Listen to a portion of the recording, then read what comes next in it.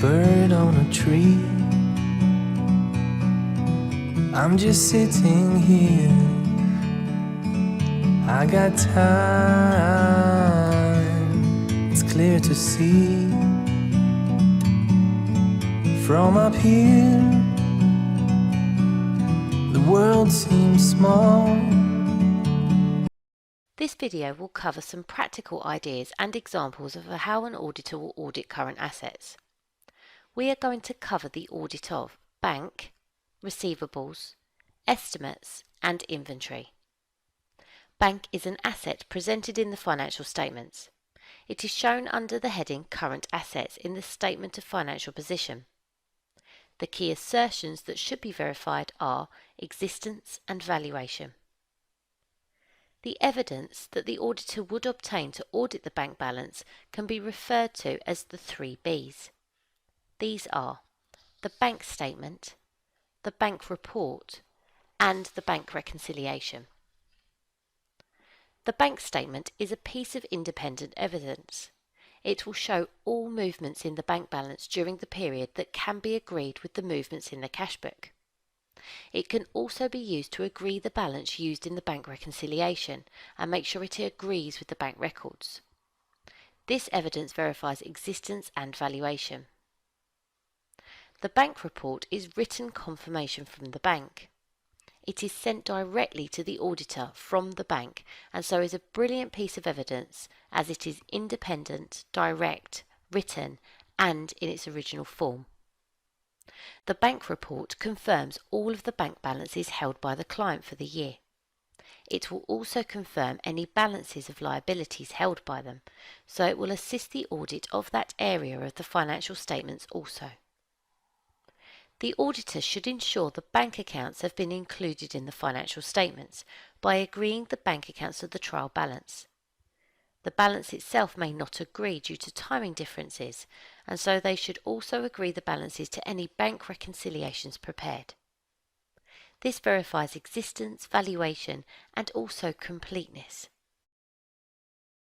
The bank reconciliations will show the differences between what the cash book states as the bank balance and what the bank states as the balance for each bank account.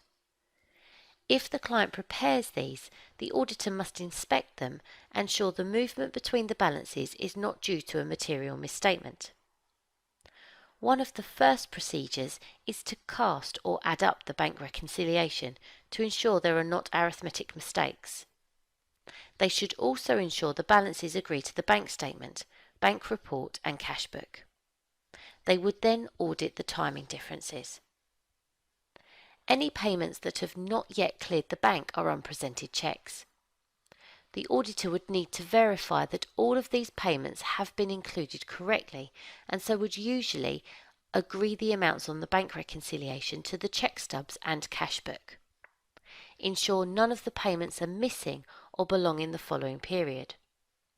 And inspect the bank statements after the year end to ensure the payments have now cleared, investigating any that have not.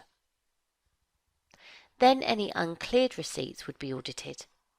They would need to agree that all uncleared receipts on the bank reconciliation are in the cash book. Ensure that there are no missing receipts from the cash book and inspect the bank statements after the year end to ensure the receipts have now cleared.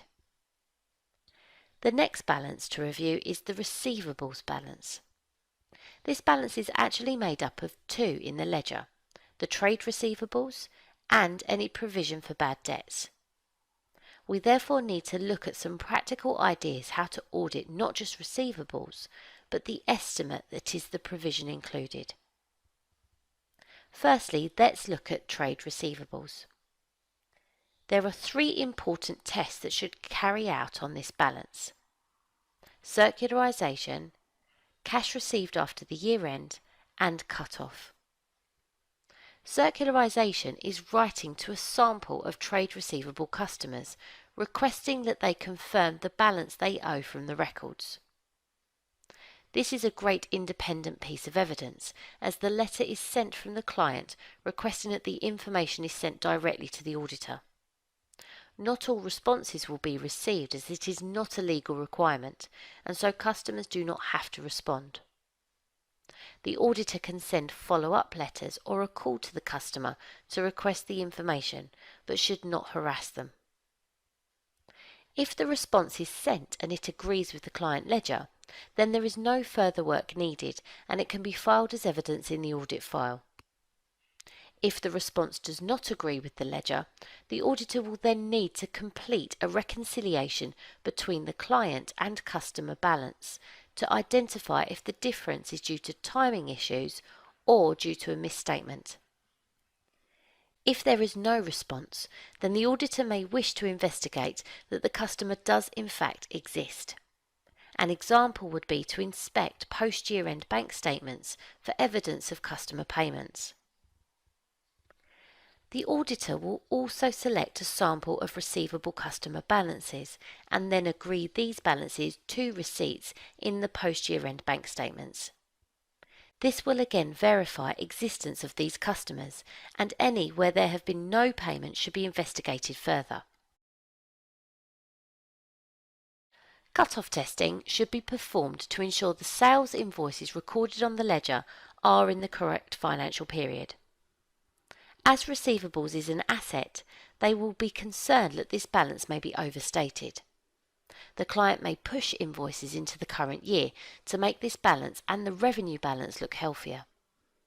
The auditor should review invoices just before and after the year end and inspect their goods dispatch notes, reviewing the delivery date to ensure they are in the correct period.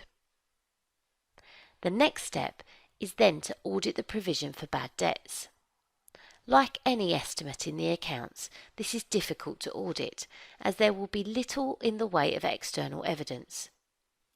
The key assertion to verify is valuation. This provision has been created by the client using their own judgment, and so the auditor must obtain evidence to ensure they agree with it. Examples of procedures include comparing the provision to the previous year and investigating any differences. Other analytical procedures, such as calculating the receivable days ratio and comparing to the previous year.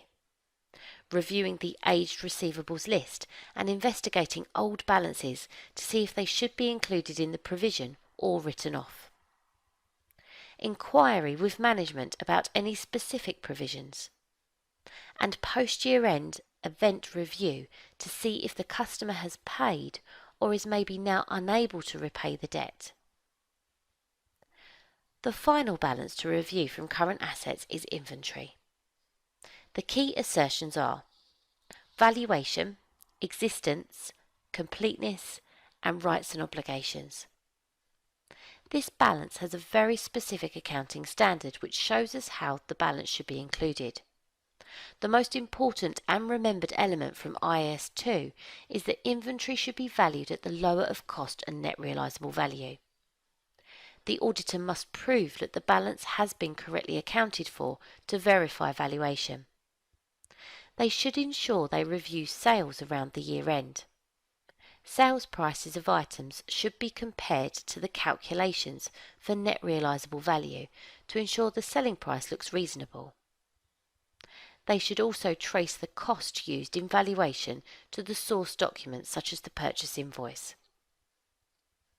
Existence can be verified by attending the inventory count. If the auditor attends, they can observe the count and the actual inventory. This not only verifies this assertion, but it also enables the auditor to review the control procedures carried out by the client. The audit team would need to be organised and ensure there are staff available to attend the count. Whilst at the count, they also re-perform samples of the count to verify existence and completeness of the counting records. Inspection of ownership documentation should also be carried out. Review of the purchase invoices for them to be addressed to the client verifies rights and obligations. Also, inspection of any inventory stored at third-party warehouses needs to be carried out. The auditor should inspect agreements with the client and ensure inventory belongs to them. We have now covered some specific ideas in auditing the current asset balances. The next video will cover the audit of liability balances. Thank you for watching.